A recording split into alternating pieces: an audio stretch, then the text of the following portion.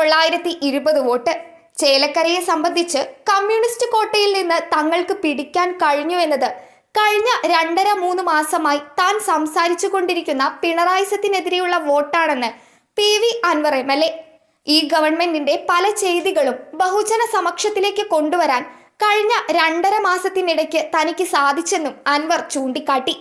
തങ്ങൾ ഉയർത്തിയ ആശയങ്ങളോട് തങ്ങൾ മുഖ്യമന്ത്രിയുടെ ഓഫീസിനെതിരെ പറഞ്ഞ കാര്യങ്ങൾ ശരിവെക്കുന്ന തെരഞ്ഞെടുപ്പ് റിസൾട്ടുകളാണ് 3 ഇടങ്ങളിലും പ്രതിഫലിച്ചത്. ചേലക്കരയിലെ വോട്ടർമാർക്ക് DMKയുടെ എല്ലാവിധ നന്ദിയും രേഖപ്പെടുത്തുകയാണെന്നും അൻവർ പറഞ്ഞു.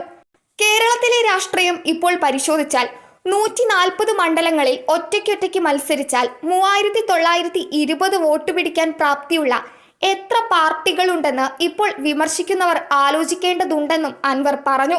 CPM-ഉം കോൺഗ്രസും BJP-യും കഴിഞ്ഞാൽ ഇപ്പറഞ്ഞ വോട്ട് പിടിക്കാൻ ശേഷി